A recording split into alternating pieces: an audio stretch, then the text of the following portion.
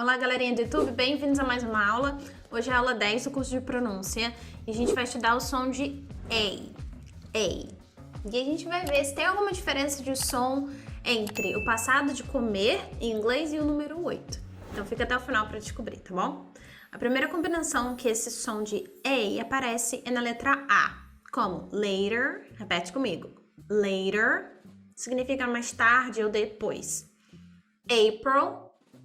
April, que é abril. Late, que pode ser tarde ou atrasado, vai depender do contexto, tá? Se eu falar assim, would you like to go to the cinema with me tonight? Você gostaria de ir ao cinema comigo hoje? E você fala, it's late. Tá tarde. It's late. Agora, se você falar assim, estou atrasado para a aula. I'm late for class. Nesse contexto, então, eu estou atrasado, tá? Então, vai depender do contexto. Station, que é estação. Vacation,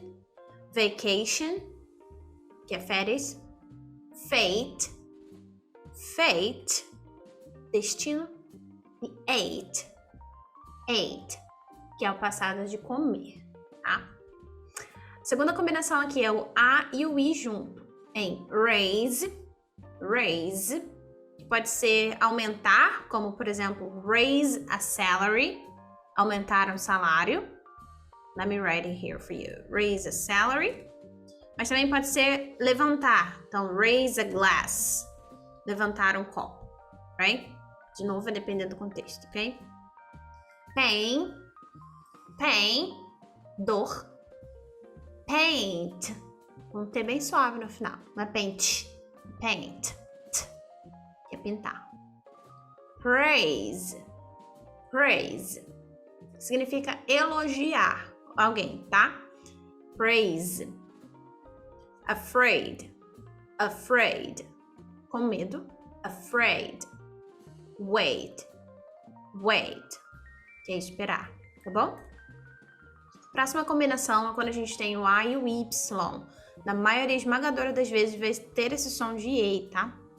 Stay, que significa ficar ou permanecer. Stay, please stay. Por favor, fica aí, continue. Pray, significa rezar, tá? Inclusive tem uma música do Sam Smith chamada Pray. Muito boa, confere lá. Pay, pagar por alguma coisa, pay. May, que é maio. Play, bem famosa, vocês já conhecem, mas aposto que nunca tinha parado pra pensar que tem o som de A por causa do A e o Y. Play. Gray, significa cinza. Um aspas aqui é que cinza tem duas formas de escrita, tá? A primeira é gray, dessa forma, e a segunda é gray, dessa forma. Então, a primeira é com A e a segunda com E. Tanto faz. Away, que pode ser longe, de distância, depende do contexto. Uma forma bem legal da gente usar o away é quando a gente está falando quantos minutos de distância ou quantas horas de distância tem de um lugar para o outro. Então, por exemplo, the market is 15 minutes away. Então, o mercado é 15 minutos de distância, tá? Então, é bem legal usar esse away aí. Próxima é o EIGH. A gente tem aqui o weight, que é peso. 8, que é o número 8. Então, sim, gente, eles têm a mesma pronúncia, tanto o 8 quanto o comer no passado de eat. Tá? Tem a mesma pronúncia. Ate e ate. Tá? Inclusive, tem uma piada que é assim. Why is 6 afraid of 7? E a resposta é a seguinte. Because 7, 8, 9. Ou seja, porque o 7 comeu, fazendo um trocadilho com a pronúncia do 8 e a pronúncia de comer no passado, ate, porque o 7 comeu o 9, então o 6 está comendo do 7. Enfim, péssima, mas Só pra mostrar pra vocês que tem o mesmo som, tá? 18, 18. Neighbor, vizinho. Neighborhood, que é bairro, né? Vizinhança. Próximo aqui é quando a gente tem o E e o A, tá? Em algumas palavras, como break, significa quebrar. Steak, que é bife. Great, que é ótimo. This is great. Próxima é o A-I-G-H e só tem essa palavra aqui que é straight, tá? Que significa liso, tá bom? Ou significa também ir reto. Então, quando você estiver dando alguma direção, você pode falar assim, go straight, segue reto, go straight, tá bom? Beleza, o próximo som é o E e o Y. Lembra que a gente estudou na primeira aula aqui que a gente tem esse som de I, né? Na maioria das palavras, quando a gente tem o E e Y, tem o som de I, como money, monkey, key. Porém, em algumas palavras, essas 3 palavras não tem som de I, tem som de EI.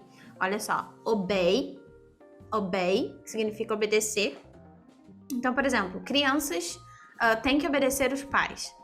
Kids have to obey their parents. Tá? A segunda aqui, que eu até falei que era uma exceção, né, para vocês, é survey, que é pesquisa. Survey.